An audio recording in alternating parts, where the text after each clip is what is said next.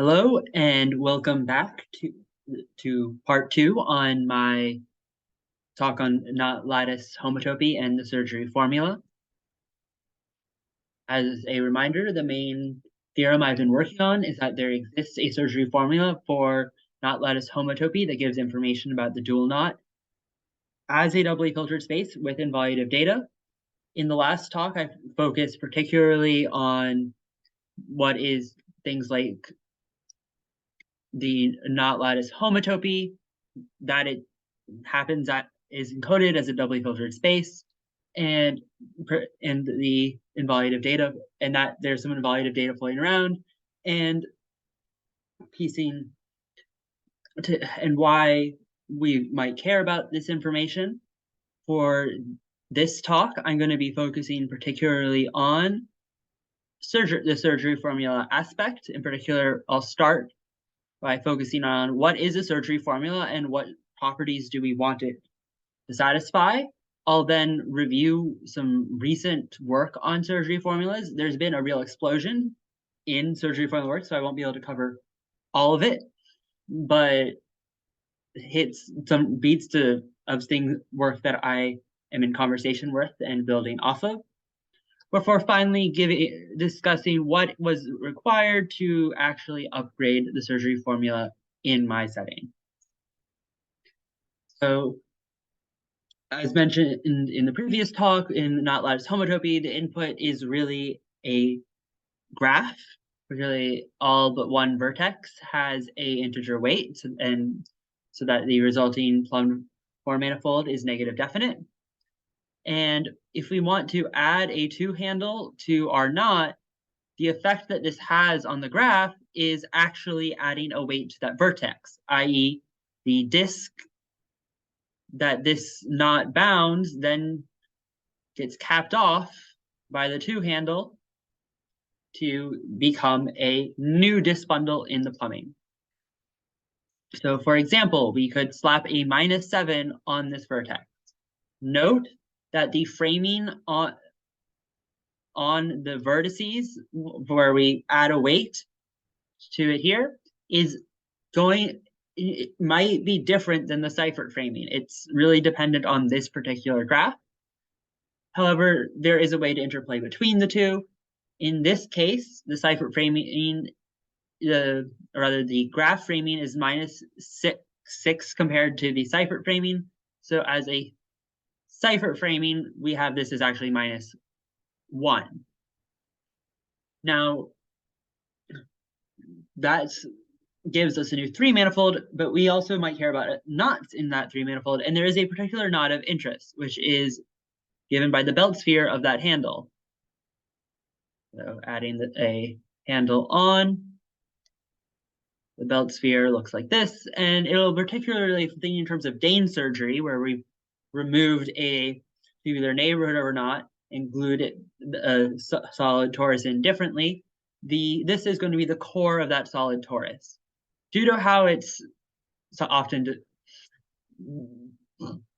how for integral surgeries can be displayed, it is sometimes called the dual knot. And this can be represented by a new unweighted vertex that is adjacent to our previous vertex, as such. Now that we have a way to talk about surgery in our context, what is a surgery formula? Well, a surgery formula really tries to answer the question of how much does the knot lattice space of G V naught predict about the knot lattice space of the dual knot? And we cannot even ask with this particular presentation. What about if we want to remember the involutive maps? And to answer that question, a surgery formula, including my surgery formula, will take the knot lattice space, doubly filtered space, with the involutive data associated to one presentation, and it'll take from here over to the knot lattice space with involutive data for the dual knot. Both of these decompose the wrong spin-C structures of their respective three manifolds, and in fact, that decomposition is required as a part of this formula. I'll note that if you want to forget the involutive data, we would then have to remember a extra map over here and would be able to reproduce that map for the dual knot. However, that map, sometimes called the flip map, can be recovered if you remember both the three manifold and the knot involution. So what do we want out of a dual knot surgery formula? Well, first of all, I would like to be able to do these computations on the level of doubly filtered spaces and know that I'm getting the correct doubly filtered space. As mentioned in the previous talk, the potential for new obstructions, it will only do so much if we can't actually do computations with them. And this allows us to use one of the big computational tools that NotFleur has in this setting. Furthermore, I would like it to respect doubly filtered homotopy equivalences, and this is actually, if I was going to ask anything of this, this is probably the most important. In particular, I already have ways to describe the knot lattice space of the dual knot. I have a presentation for it, and presentations in knot lattice give you explicit combinatorial descriptions. What I want to be able to do is simplify before you applying the surgery formula to get a simpler version of the new knot lattice space. This is because between these surgeries and connect sums, we can work our way out to anything. And being able to simplify as we go would allow us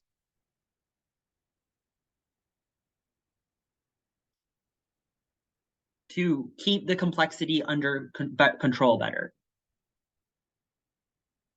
Furthermore, I would like to be able to handle the involutions J and GV knot in a Homotopy commutative manner. This is partly because that's how things happen in NotFleur, and I really want to view work done with the knot lattice spaces as a proof of concept for broader Fleur homotopy results, which may require those to only be homotopy involutions. Furthermore, the maps of invariance for knot lattice do, even though these are actual involutions, do require you to use a little bit homotopy commutativity in order to get things to work. And finally, we'd want this to be functorial over an appropriate category. And this partly wraps together previous ideas, in particular, the homotopy equivalences, those are morphisms. Those morphisms should be taken to other morphisms. However, you may notice this space here, and that is because we actually can't get functoriality while just working in a homotopy commutative way. We need to work in a homotopy coherent way. What this means is that we track the homotopies that let us say up to homotopy, track the homotopies involved. So if we say that a bunch of maps commute up to homotopy, what is the homotopy that realizes that commutative square? And that information is needed for functors in the functors we want to be well defined. However, once you start saying, oh, category, and there's homotopies, and we're tracking those homotopies and homotopies upon homotopies, etc., we start getting into infinity categories. As a note, previous work with the surgery formula that has brushed up against this has used A infinity categories as an option. I'm particularly using infinity categories, for example, quasi-categories. I believe these are encoding the same information, but would need to do a little more work to show that they actually really are. And furthermore, the previous work with A infinity categories with Zemke was not really focused on the stuff like the flip map, and including the involutive data would be nice into that picture. Now let's talk about some of that relevant recent work, or first trying not to recent, just to set up what is a classic surgery formula that we're building off of. Classically, we started with a knot. We only looked at the surgery 3 manifold instead of the dual knot. And we took in the knot floor with this little piece of extra data and got the Haggard floor with plus coefficients, which just a different type of coefficients than what just apjoin U out in return. Later, Afihari and Hedin Levine did some work upgrading it to talk about the dual knot, and they actually did enough work to not have to deal with those plus coefficients and just work over. They were apjoin U with filtration, which is actually can be equivalently coded as apjoin UV. Though they also did not produce another flip map, which meant this was not iterable. More recently, particularly focusing on the involutive side, Hendricks, Holm, Stoffergen, and Zemke did produce a formula that takes in knot floor with the knot involution and produces Haggard floor with the 3 manifold involution. But to do so, they particularly assumed that the Haggard floor homology of the ambient 3 manifold was as simple as possible.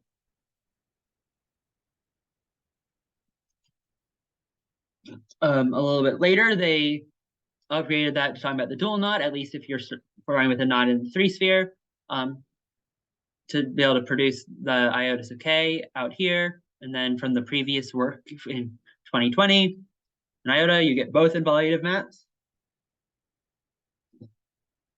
Now let's come back to work on surgery formulas and lattice homology. Stipschitz and this should be Stipschitz in Szabo in 2014, when they were defining lattice homology, showed that it satisfied surgery formula. In fact, the chain complex for lattice was precisely what it needed to be for the surgery formula to hold. And this is in other is actually an iso and not a quasi-iso, which is it's usually just a quasi-isomorphism. But in the case of lattice homology, you can actually just completely reconstruct a specific presentation. Now, I don't have a nice flowchart for this because there's a lot going on, but the main thing the big thing was that Rudzik, Liu, and Zemke generalized those of Stipschitz-Szabo construction for knots to links.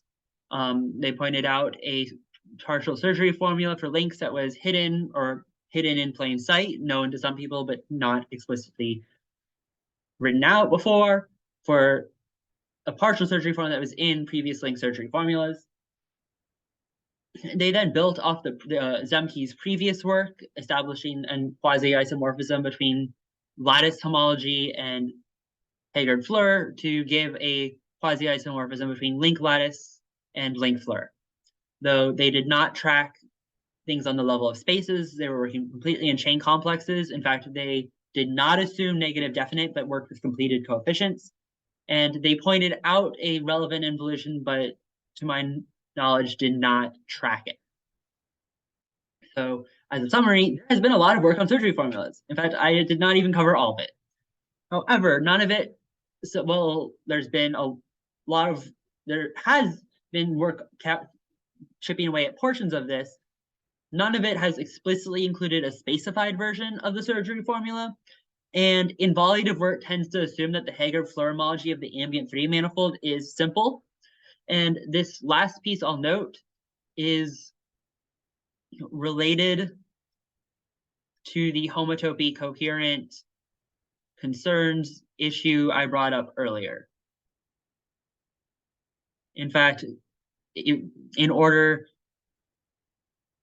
to fill in some of the data you need, including homotopy coherence, they specifically, one uses that the simplicity of the ambient 3 manifold, Haggard Fleur of the ambient 3 manifold to fill in that homotopy coherent data.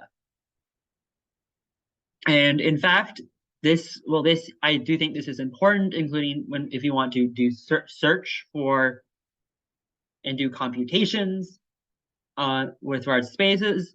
this dealing with the homotopy coherent piece took the most work. I do not make that assumption. I do not assume that I'm in it where the Haggard or the ambient three manifold is simple or that's an L space. It's what it actually is. So let me now talk about steps to upgrade the surgery formula. I have 3 main steps here. After each discussing the overall step, I'll show some of the details that go into it, but I won't be able to show every detail, and also do not worry as much about those details. I really want to emphasize these main big 3 steps. The first of these steps was, in particular, I needed to create suitable infinity categories to encode the desired information before and after surgery. Before you can have a functor, you need a domain and codomain. And that those domains and codomains are actual categorical structures. And in this case, infinity categorical structures. The challenges with this particular step was that one of the challenges, at least, was that some of the data we're trying to encode, well, we want to encode a homotopy coherent diagram or homotopy coherent shape of things, that these are involutions or homotopy involutions. They aren't quite endomorphisms. For example, they shuffle spin C structures.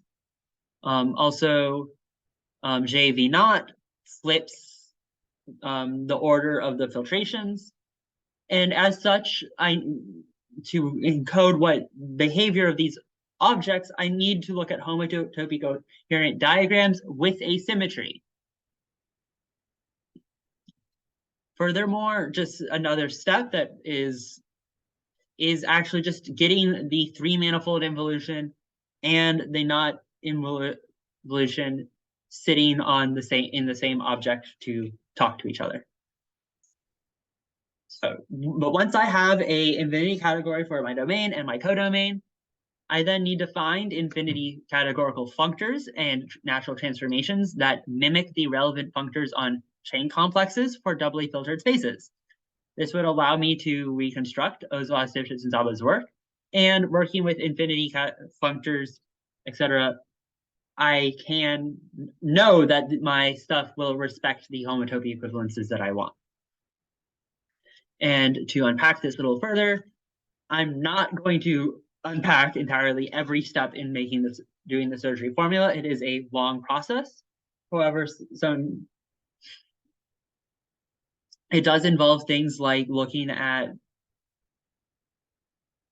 cases where we've inverted U or V, or Alexander grading I portions, and all of this can be done. This computations that are done on the level of chain complexes have analogs on the level of doubly filtered spaces. And this is something that appears in the normal surgery formula. Usually there's H's and V's here, but I have height functions and vertices flowing around as well, so I use left and right. And I can just do that same stuff on the level of the doubly filtered spaces. And I even get that isomorphism mentioned earlier again. So having reconstructed Ozawa, Lipschitz, Zaba's work in doubly filtered spaces, I then inspect what I know the output should be and the extra data that has, which is the second height function and the 2 involutions. And I see how that can be pulled back across the previous surgery formula and refine, which is in the form of a mapping cone, and refine the previous infinity functors accordingly so that they now encode this extra information. And in particular, the second filtration comes from a symmetry in the formula. In particular, there's all of the A's with respect to the given spin C structure and all of the B's with respect to the given spin C structure on the beginning 3 manifold will have the same underlying topological space. And if you shift the other index, that I, then it'll have the same underlying topological space, and you can pull back the filtration along that symmetry to have your first filtration and your pulled back filtration. Furthermore, I can pinpoint what J and JV not sit as natural transformation on this sort of diagram, and then figure out how to lift the higher homotopy data encoded in my domain to fit the needed data for the codomain.